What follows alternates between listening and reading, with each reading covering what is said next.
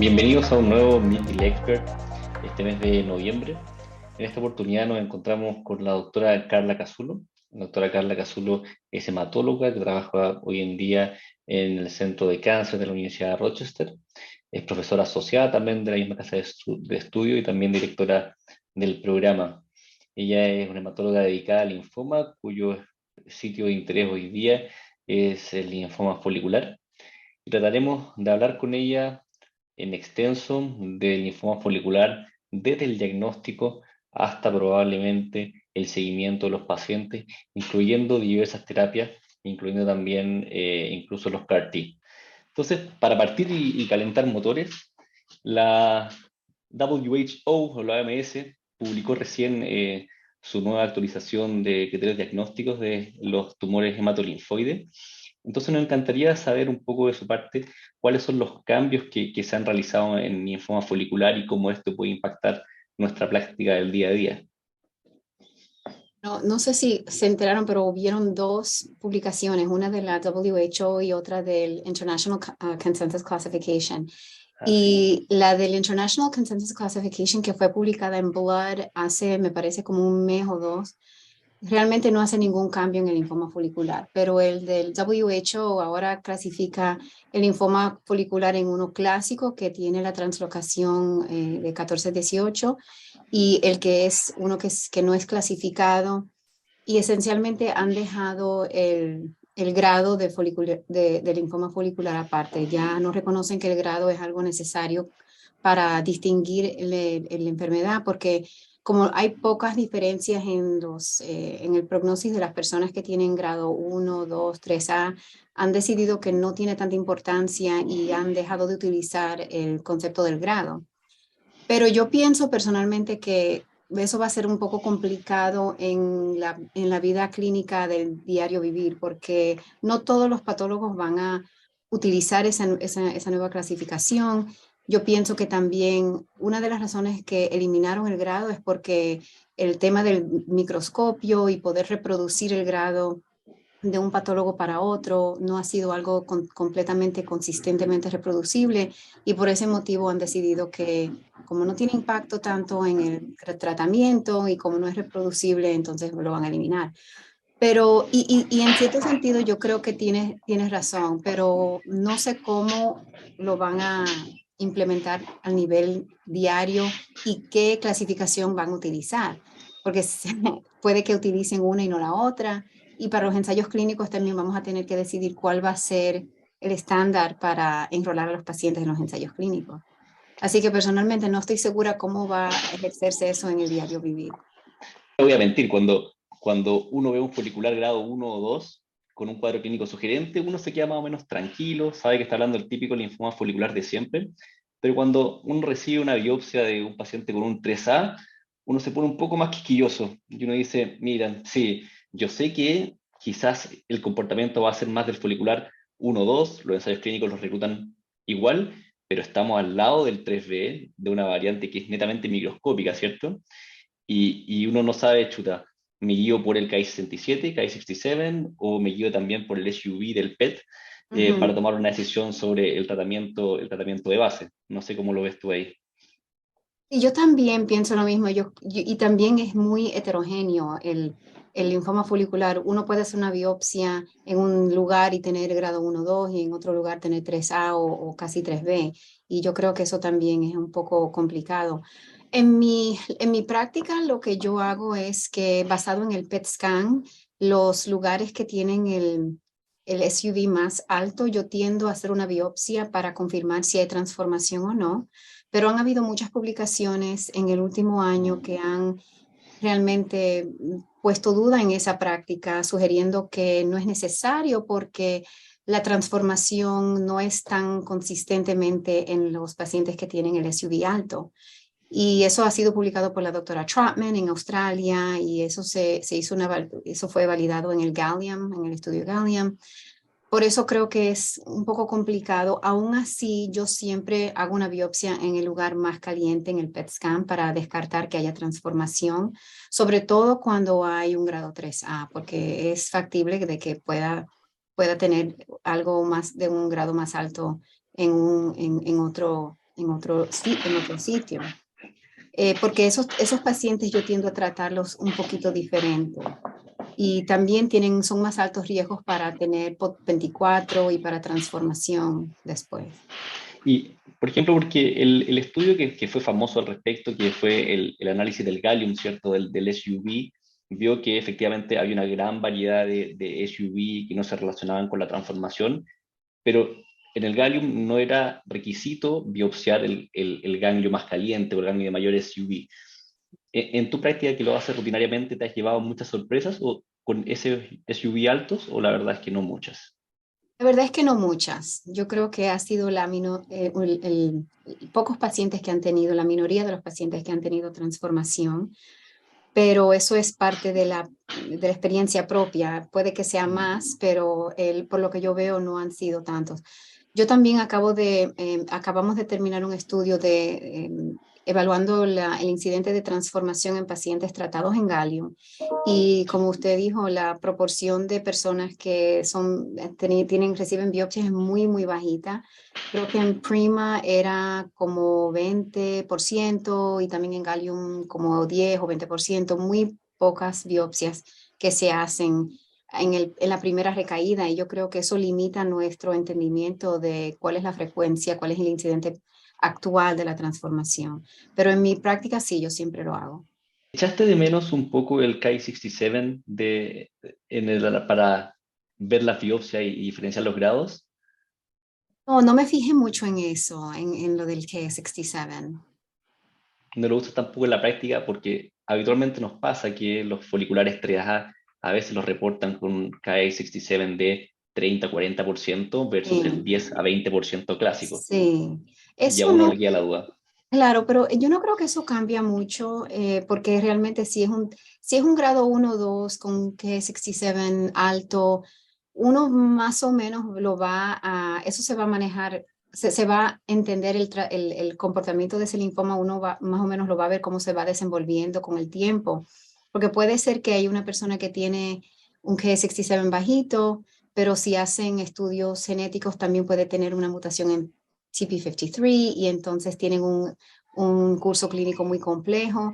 Por eso creo que lamentablemente en este momento, aunque son pedacitos de información que nos ayudan a entender el cuadro clínico, realmente no impactan en lo que uno elige en el tratamiento, no cambia la decisión del tratamiento. Tal vez uno utilice más el R-CHOP, pero al final del día solamente tenemos realmente, bueno, por lo menos aquí son realmente tres posibilidades que se utilizan casi siempre, ya sea R-CHOP, bendamustine con rituximab o tal vez con obinutuzumab, pero es esencialmente el mismo tratamiento para la gran mayoría de las personas. Por eso no creo que cambie tanto el aspecto del Ki-67.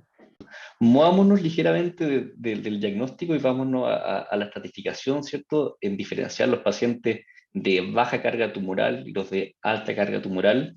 Y sobre todo los criterios Guelph, ¿cierto? Que han sido usados por todos los ensayos clínicos por lo práctico en el tratamiento de pacientes.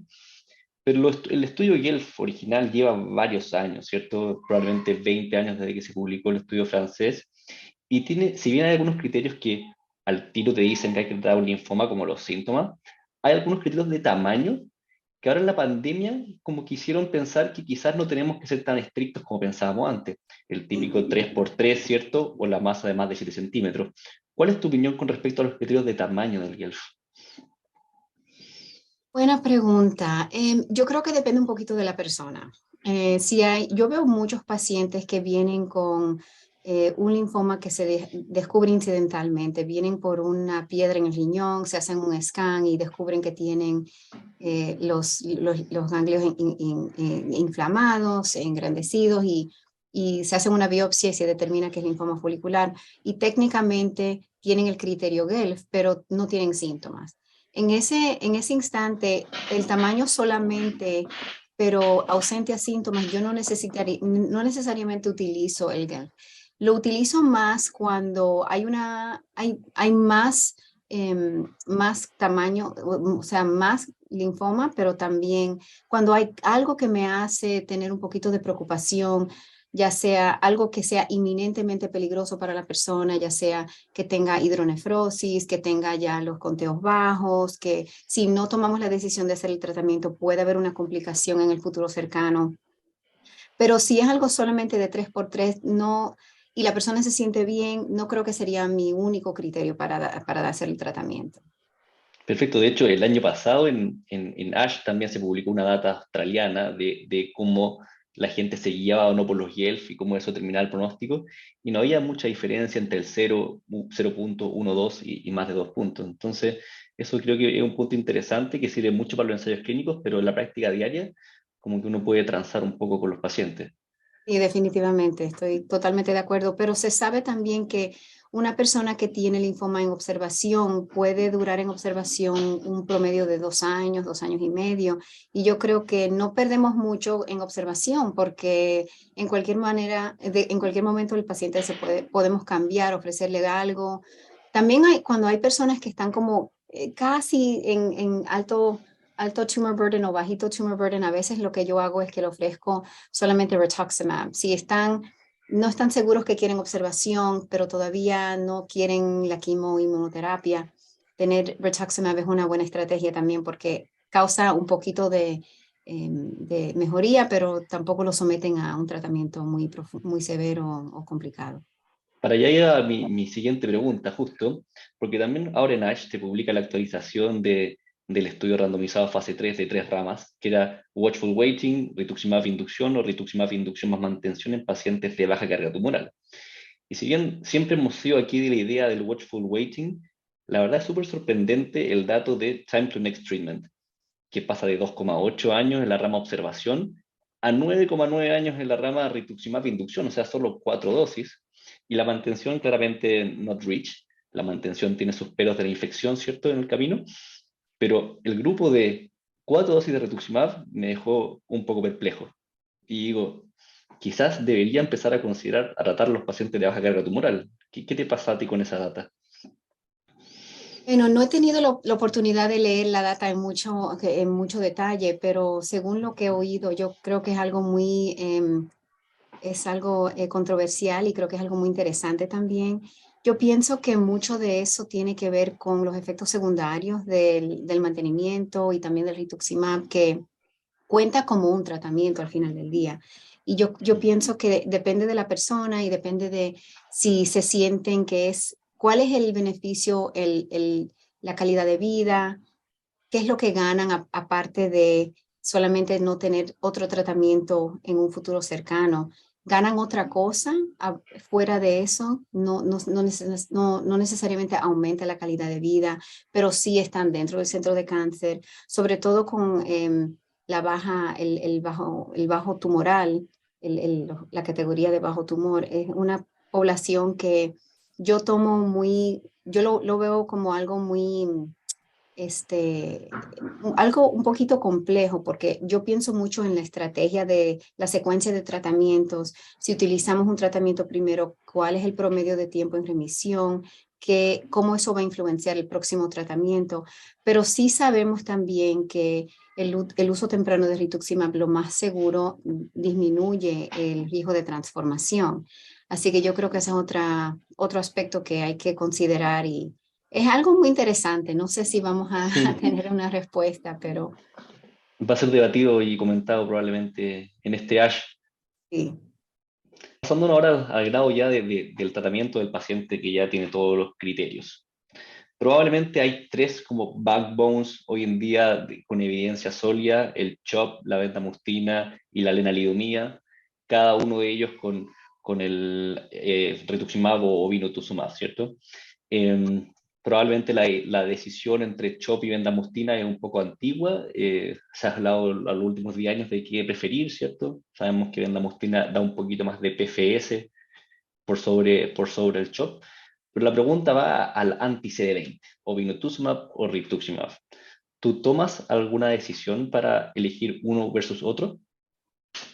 Mi tendencia es rituximab en primera línea, porque sabemos que obinutuzumab en segunda línea tiene beneficios de sobrevivencia, no solamente de PFS. Entonces, esa es mi tendencia de utilizar rituximab primera línea. Cuando estoy tratando pacientes de mayor edad, también sabemos que la combinación de bendamustine con obinutuzumab puede aumentar el riesgo de efectos secundarios. Pero cuando hay una persona de alto riesgo, por ejemplo, una persona más joven, una persona que tiene factores que me preocupan para una recaída temprana, tiendo a utilizar el obinutuzumab, porque sabemos que es un poquito más efectivo y la toxicidad se va a tolerar un poquito mejor en una persona joven. Eso es más o menos la práctica que uno se utiliza en esta institución, pero yo sé que es algo un poquito controversial y depende de dónde uno practica la medicina. Pueden haber diferentes opciones en cuál es el que se elige. ¿Y qué criterios usas para predecir el riesgo de POT24? Porque esa es como la gran discusión hoy día, ¿cierto? Y ningún score logra ser 100% ideal, pero hay algunas cosas que se pueden usar. Bueno, sabemos que el género masculino es un poquito más predispuesto al POT24, cuando el LDH alto, el beta-2 microglobulin alto, tener el performance status bajito o de 0 a 2, son factores que hacen una influencia mayor enriquecen a la población de POT24. Y eso fue demostrado en la publicación que hicimos de más de 5,000 pacientes que se publicó en la revista Blood en marzo de este año, abril, Sí. describiendo que esos son los factores que influencian a la predisposición al POT24, pero no es que sea cierto todo el mundo que tenga esos, que caiga en esa categoría tengan, pero lo que sugiere es que esas son las poblaciones que me preocupa, grado 3A, el performance status bajito, género masculino y esos análisis de laboratorio me preocupan un poquito más. Y si pueden tolerarla o el obinutuzumab, yo sería más predispuesta a utilizarlo en esa categoría. ¿Te apoyas en algún score hoy día sabiendo que ninguno es perfecto y está lejos de ser el ideal? Perdón, el score, el ¿Te apoyas de pronóstico. algún score de riesgo, Flippy, Flippy, Flippy 2 Um, o M7 Flippy? el M7 Flippy no es algo que se está utilizando día a día porque necesitamos el perfil de las mutaciones que no siempre está disponible. Así que ese sería algo más de investigación todavía. El Flippy 2, no todo el mundo chequea el beta-2 microglobulin, entonces también eso lo limita un poquito. Creo que el Flippy, el original, me parece que es el que más se utiliza porque es el más fácil, pero, y sabemos que tiene mucha aplicación, depende de lo que el paciente, aunque fue algo desarrollado hace mucho tiempo, cuando se aplica hoy en día todavía tiene relevancia y todavía es consistentemente tiene buen pronóstico útil, se usa de una manera razonable todavía. Así que creo que sigue siendo utilizado, no pienso que hay un ganador, pero creo que todos son buenos, pero todos tienen sus limitaciones. El año pasado en ASH yo hice una charla sobre eso y puse en la presentación todas las diferentes porcentajes de sobrevivencia con cada índice y se ve que hay tanta variedad en cada uno. No es perfecto, pero ojalá que de aquí a un futuro cercano podamos ver que si se combina con factores moleculares, si se combina con otras cosas, utilizando el PET, va a haber algo en ASH ahora, se llama el Flippy 24, es otro índice que está saliendo que es muy prometedor, solamente usando factores clínicos. Yo creo que estamos moviéndonos un poquito más algo refinado para el, Perfecto. no sé, sí. O sea, en resumen, hasta ahora la aplicación de obinutuzumab para disminuir la tasa de POT24 tiene que ser algo como muy selectivo o mirado muy paciente a paciente más que una aplicación rutinaria según un determinado score o según alguna condición. Se publicó que los pacientes en Gallium que fueron tratados con obinutuzumab tenían un índice más bajito del POT24. Entonces yo creo que hay data para apoyarse en que sí, esto es algo razonable y tenemos esos factores de alto riesgo que se podrían justificar. No es tan fijo en la evidencia, pero creo que con lo que sabemos se podría utilizar en esa población que uno se preocupa, que serían de más alto riesgo. porque realmente no hay otra cosa que sea más efectiva. Sabemos que la lenalidomida es aproximadamente igual de efectiva. R-CHOP es un poquito menos efectivo, pero me parece que todo lo más siendo igual, si tenemos una justificación para poder utilizarlo, yo creo que es algo razonable. Que lo interesante de ese estudio del gallium es que finalmente el POT24 no terminó siendo un surrogate y la sobrevida era la misma, probablemente por un peor desenlace en la gente que ocupaba obinutuzumab. Si nos vamos a los pacientes ya con POT24, paciente que recae a los 24 meses, ¿cuál es tu aproximación? Uno dijimos biopsiar, ¿cierto? Biopsiar, biopsiar, biopsiar. ¿Qué Sí. hacemos después? Bueno, mi práctica es si una persona tiene POT24, todavía hay muchas preguntas que no se han completamente contestado. Número uno, si tienen una recaída temprana, pero tienen el volumen bajito de linfoma. Esos pacientes no todo el mundo necesita tratamiento inmediatamente, porque dentro de los pacientes de POT24, 50% de ellos tienen un prognosis inferior, pero el otro 50% tiene un prognosis que no es tan inferior. Entonces, lo más probable, las personas con un bajo volumen de enfermedad caen en ese grupo más favorable. Pero vamos a suponer que es una persona que tiene un alto volumen de tumor, tiene POT24, definitivamente lo primero que hay que hacer es hacer una biopsia. Si sigue siendo linfoma folicular, entonces, nosotros tenemos un ensayo clínico actualmente para esa población de personas. Inicialmente era obinutuzumab con bendamustine si la persona había recibido CHOP, o si había recibido bendamustine, la opción era CHOP.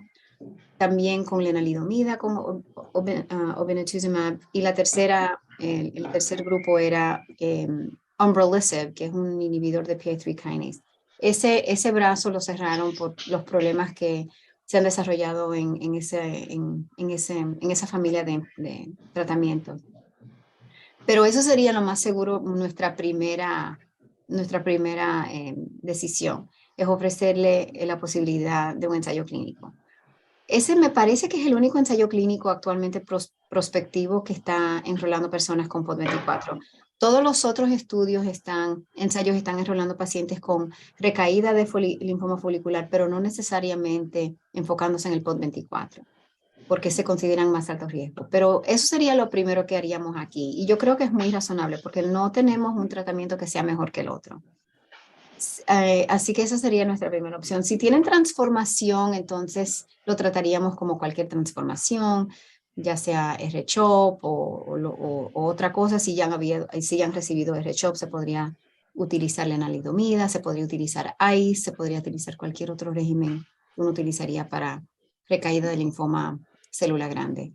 Pero realmente nuestro enfoque sería en el ensayo clínico. ¿Y el trasplante autólogo? ¿Dónde lo pondrías? El trasplante autólogo, si la persona tiene remisión completa, es una consideración. La otra cosa que se está desarrollando ahora es el uso de CAR-T. Y si la persona no tiene remisión completa, entonces CAR-T sería muy apropiado para esa persona como tercera línea. También ahora se están investigando mucho los bispecifics como mosunetuzumab. Todavía no está aprobado para uso en los Estados Unidos, pero yo creo que eso va a ser algo que va a competir en el mismo espacio que el CAR-T, porque es en tercera línea.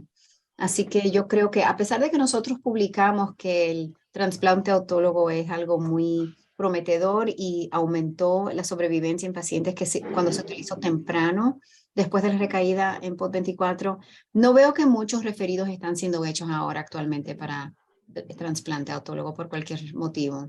No sé si usted está viendo muchos referidos para eso, pero aquí no estamos viendo tanto. O sea, bueno, el POT24 probablemente lleva, yo creo que unos 5 años cargando fuerte aquí en Latinoamérica, donde se ya está agarrando boom y fuerza como marcador pronóstico importante. Y efectivamente, nosotros hemos considerado que un paciente POT24 debería ir a trasplante autólogo después de lograr la remisión parcial, independiente del esquema que uno use para hacerlo, que hasta ahora el Gadolin decía que favorecía al bendamustine y obinutuzumab. Eh, Probablemente el sesgo más grande de esos estudios es que no se tenía la biopsia de todos los pacientes que eran POT24. Y cada vez más ahora se sabe que parece que hay dos tipos de pacientes, como tú bien dices. Uno, los pacientes transformados, y otro, los pacientes que recaen lento, y el pronóstico claramente no es igual. Sí. Entonces, la discusión que antes era trasplante autólogo, ahora es un poquito más amplia y hay que mirarlo en esa perspectiva. Sí. Sobre todo si tienen, no solamente si tienen recaída temprana, pero si también nunca responden al tratamiento. Creo que eso es un poquito más difícil porque esos pacientes son lo que yo llamo ultra alto riesgo, porque no solo no respondieron a la primera línea, entonces necesitan otra cosa para llevarlos en remisión la segunda vez y no, eso no siempre sucede. Y para el trasplante autólogo ser más efectivo, tiene que ser la persona entrar en la remisión completa. Yo pienso que para una persona joven que tiene ese cuadro refractory, como decimos, y joven y no califica para otra cosa, yo creo que sería razonable. Yo también he utilizado trasplante halogénico en personas que han sido tratadas múltiples veces, que no tienen respuesta a ningún otro tratamiento. Creo que eso también sigue algo razonable para considerar también. Cuando dice el paciente no responde, y por otro lado, también sabemos que en el PRIMA, los pacientes podían ingresar a mantenimiento con remisión parcial. Eh, ¿Esos pacientes cómo los consideras actualmente? Un paciente que logra, por ejemplo, un PET 4 de fin de tratamiento, ¿lo consideras como ingreso a mantenimiento o lo consideras como un paciente refractario? Ay, eso es difícil, buena pregunta. Esos pacientes yo los considero técnicamente son refractory. Y no se utiliza mucho mantenimiento aquí en nuestra institución. Yo creo que es algo, como dije previamente, muy específico a donde uno practica la medicina, pero aquí se utiliza poco, sobre todo en COVID, porque COVID ha completamente cambiado el tratamiento y cómo uno considera el mantenimiento. Perdón, pero yo tiendo a no usar el mantenimiento, al menos que sea una persona joven, de alto riesgo y uno quiere mantener la remisión lo más largo posible, pero tendemos aquí a no utilizar el mantenimiento, como le dije, sobre todo en COVID. Pero técnicamente los pacientes con Dovo 4 después del tratamiento tienen, aunque no parece que tienen mucha diferencia en la sobrevivencia overall, sí tienen, son más propensos a la recaída después. Así que yo sí, técnicamente caen en la categoría refractory. Y encima de eso, esos pacientes serían elegibles para el ensayo clínico para el PROC 24, porque incluye los de alto riesgo que no respondieron y también los que tienen recaída temprana. Pero ¿qué pasa con las recaídas? Nosotros aquí, la verdad es que no tenemos muchos ensayos clínicos en Latinoamérica y probablemente vamos rotando entre los tres backbones que tenemos hoy día, que es CHOP, bendamustine o lenalidomida. Y entre eso vamos jugando. ¿Ustedes hacen algo similar o la verdad es que la cantidad de ensayos clínicos para los pacientes recaídos es muy amplia y pocas veces usan estos backbones en la práctica? Similar, es muy similar, sobre todo que no todo el mundo califica para un ensayo clínico, algunas personas no quieren participar en un ensayo clínico y también nosotros somos un centro una base de referencia muy grande, tenemos una población de más de 3 millones de personas y entonces creo que se hace difícil tener la expectativa de que todo el mundo que califique quiera participar, pero eso aparte. Yo creo que sí, es muy similar. También nosotros tenemos aquí el uso de tazamiristan, es un inhibidor de EZH2 y eso también es algo que se puede considerar. También aquí tenemos la aprobación del CAR-T, podemos utilizar eso también como algo en tercera línea. Así que aparte de la lenalidomida, la bendamustine y el CHA, podemos utilizar tazamiristan y podemos también utilizar el CAR-T. Esas son otras dos opciones. Los inhibidores de PI3 kinase casi no lo Eso. estamos usando, a pesar de que queda uno que todavía está aprobado aquí, el copanlisib, pero no lo estamos utilizando con mucha frecuencia. Definitivamente el gran perdedor de las terapias. Eh, Oye, ¿y cuál crees tú que es la cuarta terapia? Entonces tenemos los que son muy sólidos en la evidencia, CHOP, bendamustine, lenalidomida, y después tenemos el que va a ocupar el cuarto lugar, no sabemos en qué orden, pero está entrando muy fuerte mosunetuzumab, los CAR-T y también zanubrutinib con obinutuzumab, que mostró la data recién en este EJA que era bastante buena. ¿Cuál Sí. crees tú que se la juega por ser el cuarto estándar de tratamiento? Creo que mosunetuzumab va a competir en ese espacio porque es algo más fácil que el CAR-T, no requiere el mismo, aunque tiene toxicidades que son similares, la persona no necesita ingresarse al hospital. Creo que es algo que se puede dar como ambulatorio también. Creo que eso va a competir altamente para el CAR-T. Si los dos están disponibles para la misma población, yo creo que lo más seguro eso va a ser utilizado primero y luego CAR-T.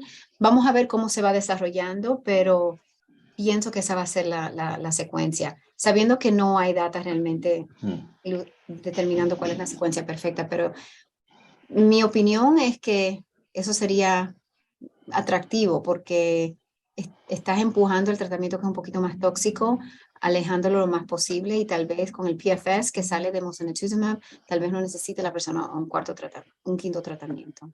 ¿Y cuál ha sido su experiencia con los CAR-T en folicular hasta ahora? Bueno, nosotros participamos en el estudio Zuma 5 que resultó en la aprobación de axicabtagene para linfoma folicular. Yo pienso que es un tratamiento sumamente efectivo, muy prometedor. Es algo que ha cambiado las opciones para las personas, sobre todo de muy alto riesgo.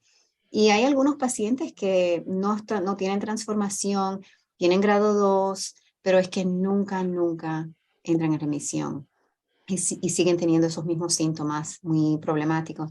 Y ha sido algo que utilizamos con mucha frecuencia aquí y me parece que con los response rates que estamos viendo y con la remisión tan duradera, creo que va a ser algo que va a seguir siendo algo muy prometedor.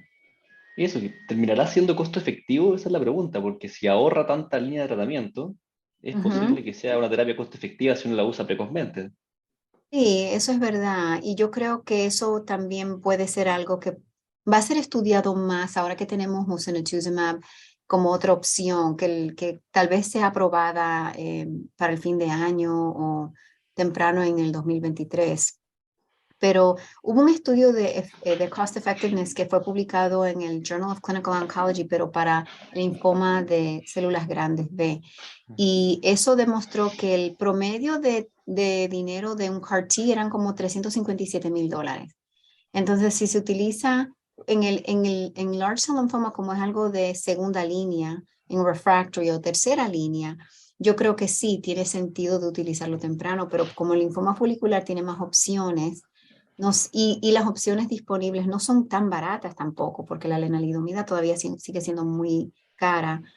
Yo creo que es algo que vamos a tener que realmente pensar cuándo se usa, para cuál paciente, si va a ser tercera línea, si va a ser cuarta línea, porque el costo es muy alto y hay otras cosas que pueden ser menos costosas. ¿Con qué complicaciones están lidiando hoy en día de los pacientes que están en remisión con los CAR-T? Lo que más estamos viendo es conteos bajos, leucopenia y también baja gamma globulina. Estamos viendo mucha necesidad para reemplazar el IgG y estamos viendo mucha leucopenia y infecciones también como consecuencia, sobre todo, no solo temprano, pero aún así, un año, 2, 3 años después todavía se está observando eso. Es considerarlo, agregarlo al costo cuando Y, salgan los estudios, no olvidarlo. y también eso va a prohibir el acceso a ciertos otros tratamientos en cuarta línea también.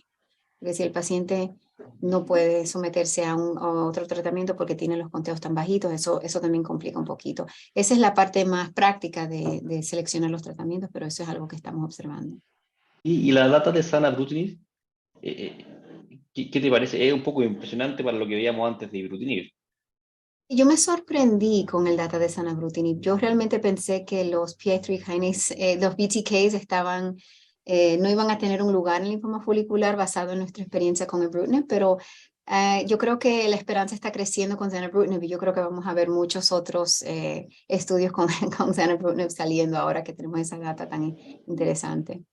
Y de Venetoclax, el gran prometedor que se nos cayó Y inicialmente. Venetoclax, yo creo que Venetoclax ha sido algo tan sorprendente porque tiene lógica de ser algo que va a funcionar, pero lamentablemente no ha pegado, no ha sido algo que ha sido efectivo. Y yo pienso que tal vez combinado con otro medicamento, en combinación o en otro, como vimos, por ejemplo, la clase de checkpoint inhibitors, como pembrolizumab, por ejemplo, que cuando lo vimos utilizándolo solamente solo, sin ningún otro tratamiento, vimos que no era tan efectivo, pero cuando se combinó con rituximab, vimos que era que la combinación era prometedora.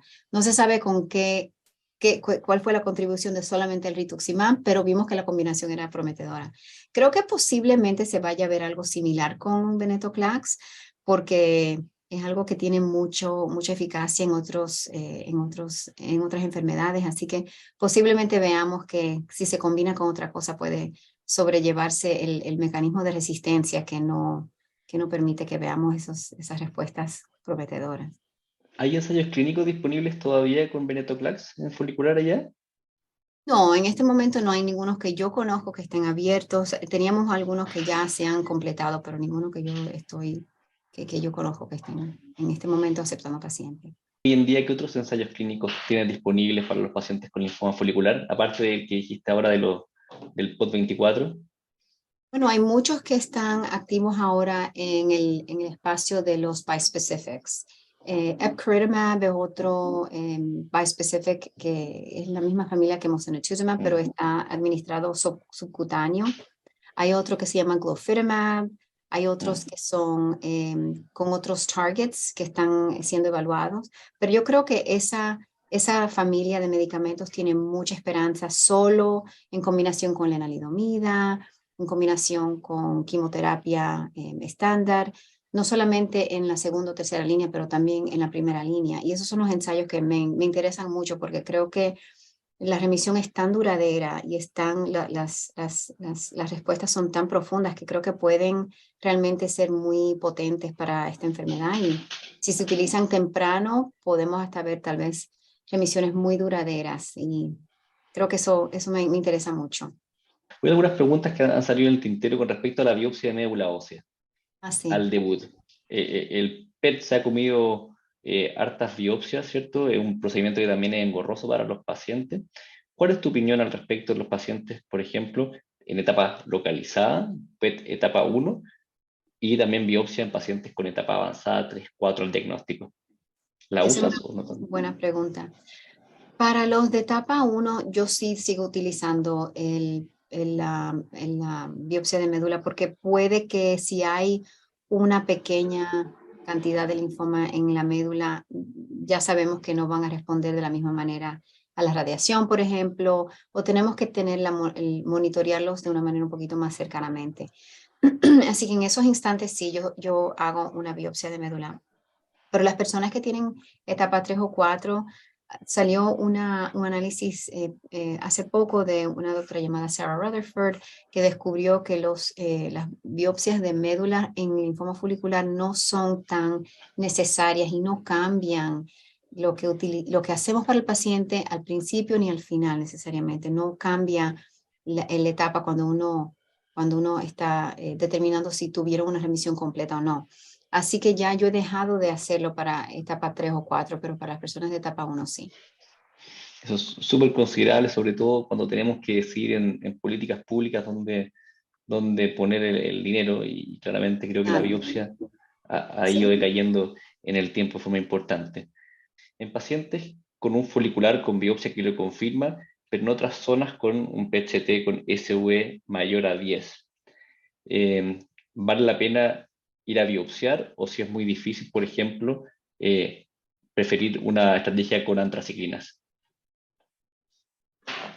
Y si la biopsia se hizo en el lugar del SUV más alto, yo tendría la seguridad de que se consiguió la información necesaria. Pero si hay lo que yo tiendo a hacer, si no se puede hacer una segunda biopsia en un lugar que tiene un SUV muy alto, entonces yo trato de ver si hay un lugar o dos que son muy distintos al SUV en general, aunque sabemos que, como dijimos previamente, que hay ya varios estudios diciendo que el SUV Max no necesariamente concuerda con el incidente de transformación. Aún así, por la preocupación y el potencial uso de la antriciclina, yo tiendo a hacer una biopsia en esos lugares más altos. Pero si todo está generalmente igual y se consigue una biopsia del lugar que representa el SUV más alto, yo entonces creo lo que dice la patología y sigo con la bendamustine. Porque me gusta ahorrar la antriciclina si puedo en el momento que la persona tiene una transformación, si es posible. Pero entonces, porque muchas veces pasa que son adenopatías retroperitoneales, por ejemplo, que son de difícil acceso, y tenemos un SV de 18, y dice, sí, mira, todo es de folicular, pero tenemos ese SV que no vamos a poder pinchar. Y ahí está la pregunta clínica para acá, que uno dice, CHOP, ¿cierto? Como para tapar un poco la transformación. Pero entiendo que tú te guías más por el contexto más que por solo esa adenopatía. Bueno, sí, el contexto sí y la adenopatía también. Vamos a decir que la adenopatía retroperitoneal tiene el SUV 18, como dijo, pero donde se hizo la biopsia tiene un SUV de 6. Entonces, y la biopsia del lugar de 6 era más consistente con grado 1-2. Yo tendría una preocupación de que aunque se haga una biopsia retroperitoneal con una aguja, va a ser algo limitado y no va a necesariamente tener el cuadro clínico completo. Lo más seguro yo haría el tratamiento con R-CHOP porque uno no puede completamente tener la seguridad de que no hay transformación oculta en ese lugar. Entonces, sí, si hay algo que está como que no concuerda, un lugar muy bajito y otro lugar muy alto, pero la biopsia se hizo del lugar con el SUV bajito, entonces yo pienso que sería razonable tratar con la antriciclina para tapar o cubrir para la posibilidad de que haya una transformación. Sobre la discordancia que existe entre los patólogos para definir la biopsia. Y un punto netamente como clave es el 3B, ¿cierto? Que ya no se va a llamar 3B según la OMS. Eh, ¿Ustedes reciben muchas segundas opiniones para realizar biopsias o mandan a realizar muchas biopsias para definir si un 3B o un 3A? Bueno, las segundas opiniones que vemos aquí son repasadas para el patólogo y todos los casos también se hablan en nuestra conferencia de linfoma, pero yo creo que son pocas las veces que hay realmente una preocupación entre 3A o 3B. Si hay, si el 3B yo sé que es un poquito difícil de diagnosticar, pero nuestros patólogos yo creo que son muy buenos y yo creo que tienden a poderlo identificar con seguridad y con confianza. No veo mucha discordancia ni no veo mucha discordancia entre el 3A y el 3B. Yo creo que de otros lugares, si tenemos una segunda opinión, que un lugar dijo que era 3A, a veces aquí sí vemos que si la diagnosis fue hecha en otro sitio y nosotros la repasamos, sí puede haber un poquito más de diferencia, pero en nuestras manos no veo mucha discordancia entre 3A y 3B. En el seguimiento de los pacientes, un paciente estándar que no le damos, no es un POT24, están estos trabajos que definen que el PET después de los 30 meses, ¿cierto?, hace separar a los pacientes que se comportan similar a la población general. ¿Tú haces imágenes, así surveillance image, en el tiempo en los pacientes que no son POT24 o haces solo un seguimiento más bien clínico? En, en el primer año o dos, yo tiendo a hacer surveillance un poquito más cercanamente, pero no hago CAT scan cada año indefinidamente. Porque también hay algunos estudios que han salido que sugieren que no aumenta la calidad ni la frecuencia de encontrar las recaídas que son clínicamente más significativas, las se descubre entre el paciente o el médico. Y incluso el Choosing Wisely de la Asociación Americana de la Hematología dice que no recomiendan CAT scans rutinariamente para encontrar recaídas. Por ese motivo, si tengo un paciente que tiene varios años ya en remisión, lo que yo utilizo es el seguimiento clínico. pero inicialmente en el primer año o dos, sí, yo tiendo a hacer un CAT scan el primer año, por lo menos uno, y una vez en el segundo año, sobre todo si estoy preocupada si tienen factores de riesgo para una recaída temprana. Doctora Casulo, realmente muchas gracias por la oportunidad. Fue un agrado conversar contigo sobre el linfoma folicular. Espero que los caminos nos unan en algún congreso para poder seguir conversando de esto. Y muchas gracias también por permitir grabar esta sesión para que esté disponible para la gente que no se pudo conectar en este horario de día lunes. Y no, muchísimas gracias por la invitación, fue un placer y gracias de nuevo y espero que haya sido algo, algo positivo y le agradezco de nuevo la invitación. De todas maneras, muchas gracias. Ok, hasta luego.